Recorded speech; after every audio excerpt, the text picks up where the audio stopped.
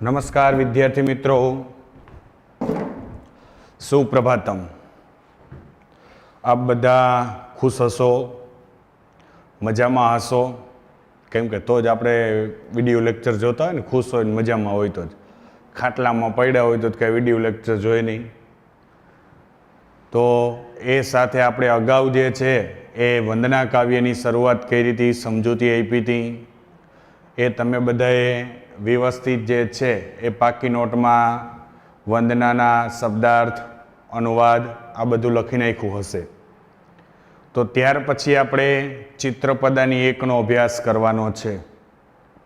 હવે તો પહેલાં ચિત્રપદાનીનો અભ્યાસ કરતાં પહેલાં ચિત્રપદાની એટલે શું એ આપણને ખ્યાલ હોવો જોઈએ। તમારા બધા પાસે ટેક્સ્ટ બુક હશે।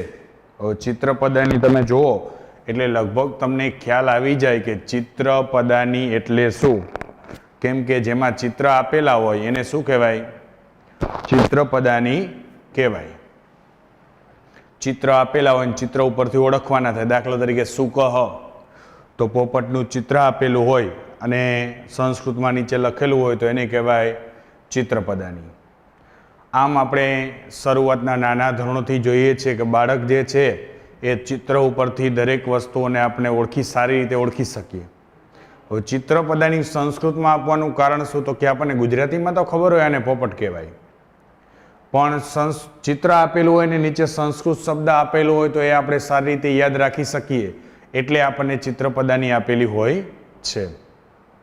અત્યાર સુધી 6 અને 7મામાં પણ તમે ચિત્રપદાની ભણી ગયા હશો।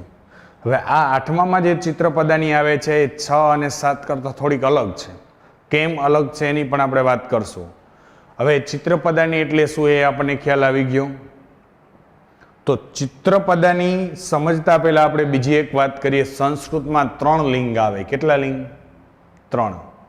ક્યાં ક્યાં? કોણ મને કહેશે? કોઈને ખ્યાલ છે કે સંસ્કૃતમાં 3 લિંગ આવે? ક્યાં ક્યાં? કોણ કહેશે? હા, આપો જોઈએ જવાબ। હાલો, કેને આવડે છે? ઘણા બધાને આવડતું હશે, પણ અમુક વ્યક્તિ જે છે એ બોલતા નહીં હોય, પણ ઘણા બધાને આવડતું હશે। હાલો બોલો જોઈએ। હા, બરાબર। હા, કોણ બોલ્યું? પુલ્લિંગ, સાચું। એક પુલ્લિંગ। બીજું કોણ કહેશે? બરાબર, સ્ત્રીલિંગ, વાહ સરસ। અને ત્રીજું નપુંસકલિંગ। સંસ્કૃતમાં 3 લિંગ આવે: પુલ્લિંગ, સ્ત્રીલિંગ અને નપુંસકલિંગ। આ 3 જે લિંગ છે, પુલ્લિંગ, સ્ત્રીલિંગ અને નપુંસકલિંગ, આપણે દરેક ભાષામાં જોઈએ છીએ તો કે પુલ્લિંગ અને નપુંસકલિંગ આવતું હોય। સંસ્કૃતમાં 3 લિંગ છે: પુલ્લિંગ, સ્ત્રીલિંગ અને નપુંસકલિંગ। સાથે સાથે સંસ્કૃતમાં 3 વચન આવે। કેટલા વચન? 3। ક્યાં ક્યાં? કોણ કહેશે? તમને વચનની તો બધાને ખબર જ છે। 3ની ન ખબર હોય તો 2ની તો ખબર જ હોય। એક વચન અને બહુવચન તો તમને ખબર જ છે। તો સંસ્કૃતમાં ત્રીજું કયું એવું વચન આવે? તો કે દ્વિ।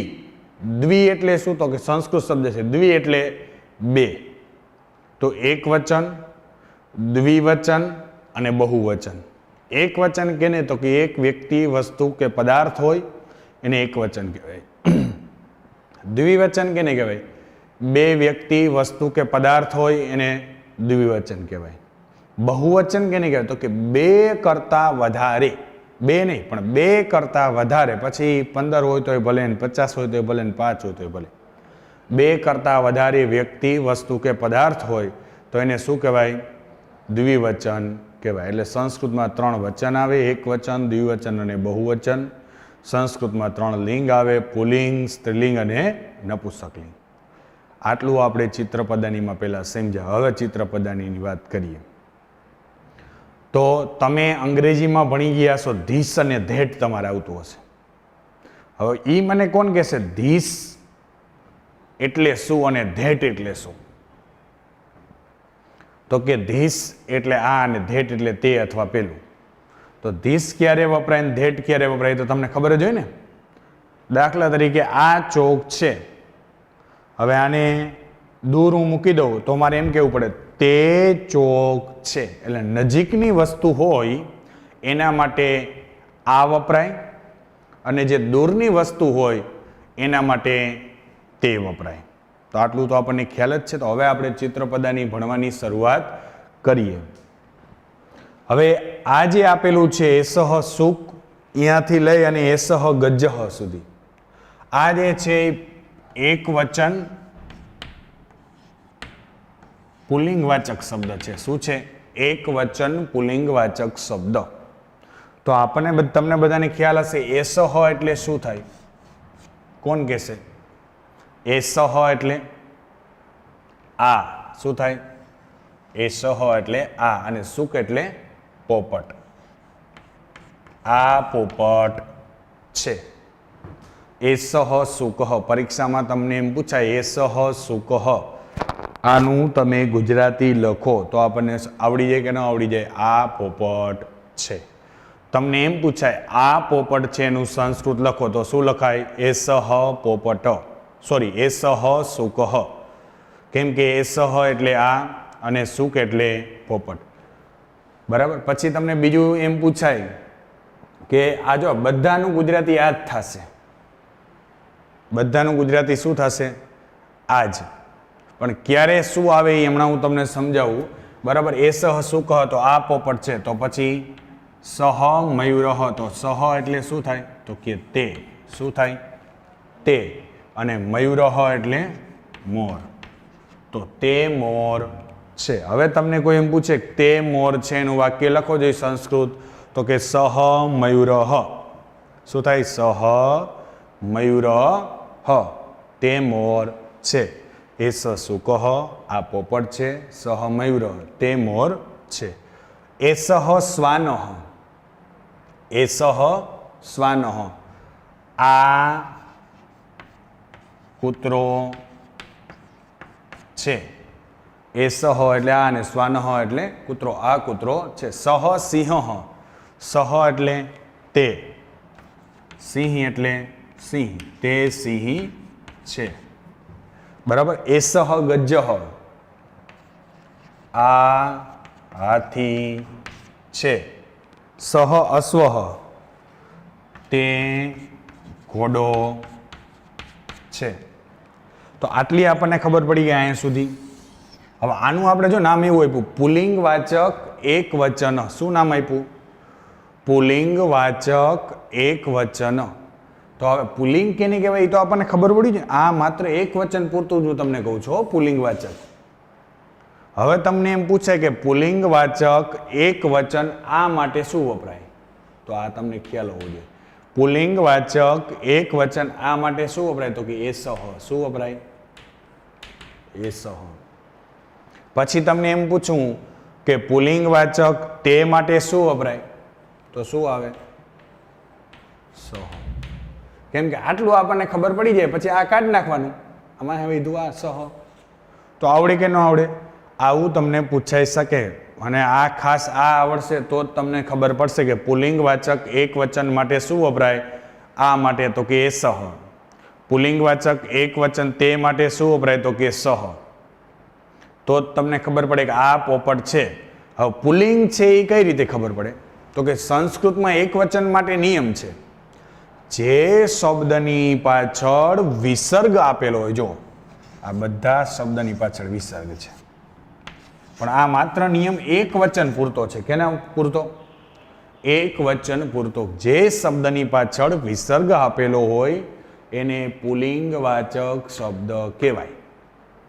હવે તો તમને ખાલી જગ્યા એમ પૂછે કે ખાલી જગ્યા ગજ્જહ, કાઉન્સમાં તમને ઓપ્શન આપેલા હોય એસહ,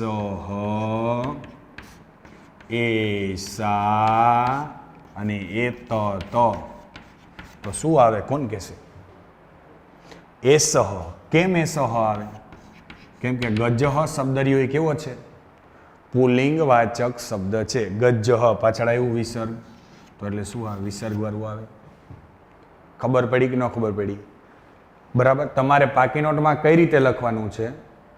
તો કે ચિત્રપદાની એક એવું લખવાનું, ઉપર લખવાનું પુલ્લિંગવાચક એક વચન. પેલા પેજમાં લખવાનું પુલ્લિંગવાચક એક વચન.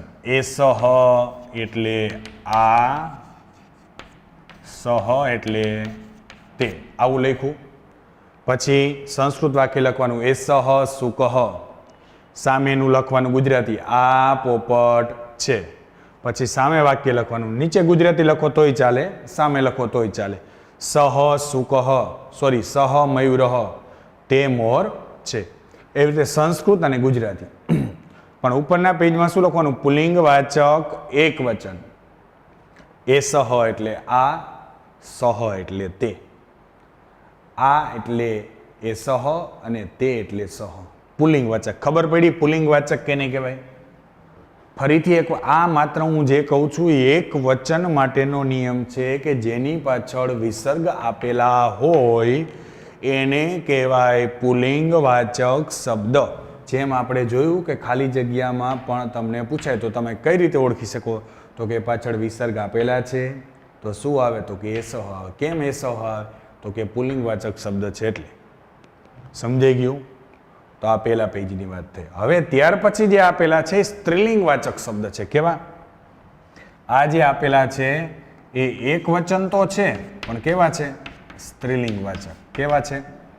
એક વચન સ્ત્રીલિંગ વાચક. પહેલા જોઈએ એક વચન પુલ્લિંગ વાચક. તો એસા એટલે શું થાય? તો કે આ. શું થાય? આ. બાલિકા એટલે છોકરી. આ છોકરી છે. સા એટલે તે. પ્રતિમા એટલે મૂર્તિ. તે મૂર્તિ છે. બરાબર. એસા ઉત્પીઠિકા. આ ટેબલ છે. ઉત્પીઠિકા એટલે શું થાય? ટેબલ. આ ટેબલ છે. સા સચિકા. તે ફાઇલ છે. શું થાય? તે ફાઇલ છે. એસા ગીતા. આ ગીતા છે. આ ગીતા છે. સા પૂજા. તે પૂજા છે. સમજાઈ ગયું? ખબર પડી કે ન ખબર પડી? એસા બાલિકા. આ છોકરી છે. સા પ્રતિમા. તે મૂર્તિ છે. એસા ઉત્પીઠિકા. આ ટેબલ છે. એસા ગીતા. આ ગીતા છે. સા પૂજા. તે પૂજા છે. હવે આપણે પુલ્લિંગમાં આપણને ખબર પડી કે આલો વિસર્ગ હોય. તો સ્ત્રીલિંગમાં તો કે સ્ત્રીલિંગ એક વચન માટે જેની પાછળ કાનો માતર હોય, જેની પાછળ રસ્વાઈ હોય, જેની પાછળ દીર્ઘાય હોય, આવા બધા શબ્દ જે છે, બરાબર, આ બધા જે શબ્દ છે એને કહેવાય સ્ત્રીલિંગ વાચક શબ્દ. શું કહેવાય? પુલ્લિંગમાં આપણે જોયું હતું કે જેની પાછળ વિસર્ગ. આજો પણ ખાસ ધ્યાન રાખજો, આ માત્ર સૂચના એક વચન પૂરતી જ છે. કેના પૂરતી છે? એક વચન પૂરતી. બરાબર? કે જેની પાછળ પુલ્લિંગ હોય, જેની પાછળ વિસર્ગ હોય એને પુલ્લિંગ કહેવાય. જેની પાછળ હસ્વાય, દીર્ઘાય કે કાનો માતર હોય તો એને કયો શબ્દ કહેવાય? સ્ત્રીલિંગ. હવે તો એ તો તમને ખબર પડી ગઈ આ ક્યારે વપરાય ને તે ક્યારે વપરાય. તમને ખાલી જગ્યા એમ પૂછાય ખાલી જગ્યા પ્રતિમા. હવે એમાં તમને ઓપ્શન આપેલા હોય કે સહ, સા કે તત. તો શું જવાબ આવશે? સા. કેમ આવ્યો? તો કે આ સ્ત્રીલિંગ વાચક શબ્દ છે. સ્ત્રીલિંગ વાચક એટલે સા આવે. હવે આની જગ્યાએ જો સિંહ હોત તો સહ આવે. સમજાઈ ગયું? તો ક્યારે સહ આવે, ક્યારે સા આવે એટલી ખબર પડી ગઈ. એ સહ પુલ્લિંગ માટે, એસા સા સ્ત્રીલિંગ માટે. સમજાઈ ગયું? તો પુલ્લિંગ સ્ત્રીલિંગ વાત થઈ. તો હવે વાત આપણે કેની કરશું? નપુંસકલિંગ. ફરીથી એક વખત આ બધાના ગુજરાતી જુઓ. આ પોપટ છે, તે મોર છે. આ કૂતરો છે, તે સિંહ છે. આ હાથી છે, તે ઘોડો છે. આ છોકરી છે, તે મૂર્તિ છે. આ ટેબલ છે, તે ફાઇલ છે. આ ગીતા છે, તે પૂજા છે. પુલ્લિંગ અને સ્ત્રીલિંગ કમ્પ્લીટ. તો હવે આપણે ત્રીજા લિંગમાં વાત કરી હતી નપુંસકલિંગ. શું વાત કરી હતી? નપુંસકલિંગ. પુલ્લિંગમાં ખબર પડી ગઈ પાછળ વિસર્ગો. આ માત્ર એક વચન માટેની સૂચના છે. ખાસ ધ્યાન રાખજો. હું વારંવાર તમને એટલા માટે કહું છું કે આનું દ્વિવચન અને બહુવચન થાય તો શબ્દમાં પરિવર્તન થાય. એક વચનમાં પાછળ વિસર્ગ આપેલો હોય તો એને પુલ્લિંગ કહેવાય. કાનો માતર હોય, રસ્વાઈ હોય, દીર્ઘાય હોય તો એને સ્ત્રીલિંગ કહેવાય. હવે વાત આપણે કરીએ નપુંસકલિંગ. આ શબ્દ જે બધા છે એક વચન નપુંસકલિંગ. શું છે? એક વચન નપુંસકલિંગ. હવે બીજા પેજમાં તમારા ઉપર લખવાનું કે પુલ્લિંગ વાચક સોરી સ્ત્રીલિંગવાચક એક વચન, એસા એટલે આ, સા એટલે તે. આટલું લખ્યા પછી સંસ્કૃત ને ગુજરાતી પાકી નોટમાં લખવાનું. સમજાઈ ગયું? પછી આમાંય લખવાનું ત્રીજા પેજમાં નપુંસકલિંગ એક વચન, એ તત એટલે આ, તત એટલે તે. સમજાઈ ગયું? હવે નપુંસકલિંગ કેને કહેવાય? તો કે જેની પાછળ એક વચન કહું છું, આ ધ્યાન રાખજો, એક વચનમાં જેની પાછળ મ ખોડો આપેલો હોય એને કહેવાય નપુંસકલિંગ. એ તત વાતાયનમ, તો એ તત એટલે આ વાતાયનમ એટલે બારી, આ બારી છે. તત દ્વારમ, તો તે દરવાજો છે. એ તત પુસ્તક, આ પુસ્તક છે. તત ચિત્રમ, તે ચિત્ર છે. એ તત બસયાનમ, આ બસ છે. તત વિમાનમ, તે વિમાન છે. ખબર પડી? હવે આ કઈ રીતે પૂછાય? તો કે તમને એમ પૂછાય આ વિમાન છે એનું સંસ્કૃત લખો. આ વિમાન છે એનું સંસ્કૃત લખો. તો કે એતત વિમાનમ. એતત કેમ આવ્યું? તો કે નપુંસકલિંગ છે વિમાન.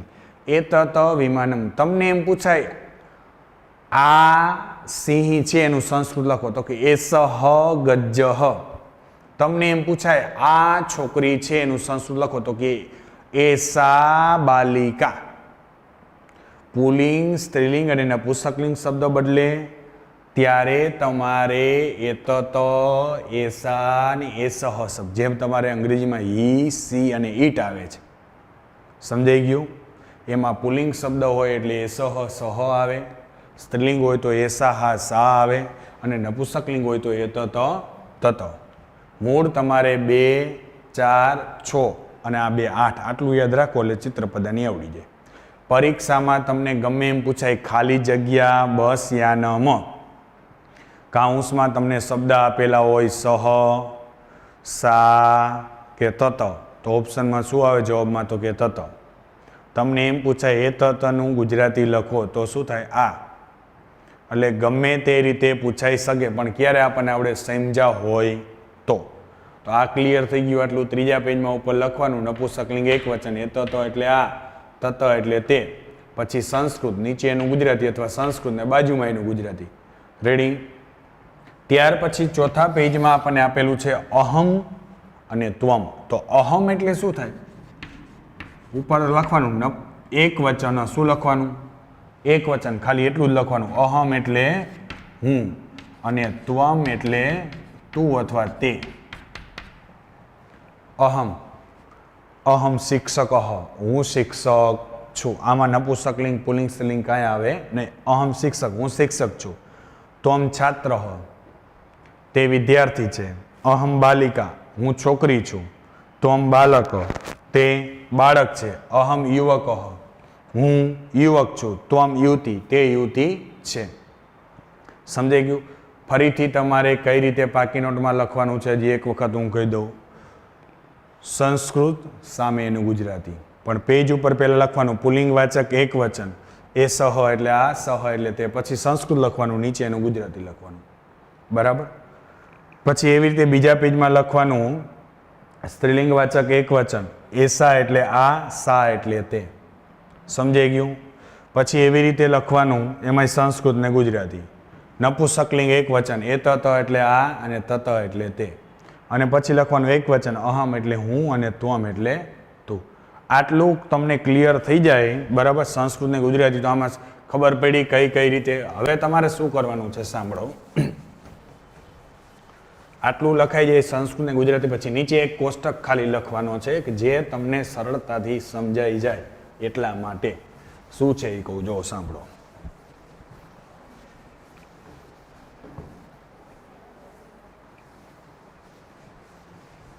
નીચે કોષ્ટક આવો લખી નાખવાનો કે ભાઈ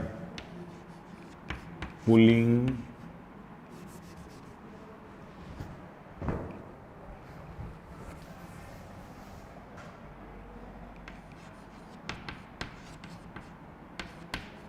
પુલ્લિંગ, એક વચન, બરાબર, પુલ્લિંગ એક વચન. એ સહ એટલે આ, સહ એટલે તે. આટલી ખબર પડી ગઈ. પછી લખવાનું સ્ત્રીલિંગ એક વચન. એસા એટલે આ, સા એટલે તે. પછી લખવાનું નપુંસકલિંગ એક વચન. એ તત એટલે આ, તત એટલે તે. પછી લખવાનું એક વચન. અહમ એટલે હું અને ત્વમ એટલે તું અથવા તે. આટલું આવડી જાય. ચિત્રપદાની એક આવડી ગઈ. પરીક્ષામાં હું તમને ગમે એમ પૂછું કે ભાઈ પુલ્લિંગ એક વચનનું શું થાય, સ્ત્રીલિંગ બહુ એક વચનનું શું થાય, નપુંસકલિંગ એક વચનનું શું થાય, આ માટે કયો શબ્દ વપરાય, તે માટે કયો શબ્દ વપરાય, તો તમને ખબર હોવી જોઈએ. પરીક્ષામાં આ રીતે પૂછાઈ શકે કે આ પોપટ છે એનું સંસ્કૃત લખો તો તમને આવડવું જોઈએ. સહ સુકહ.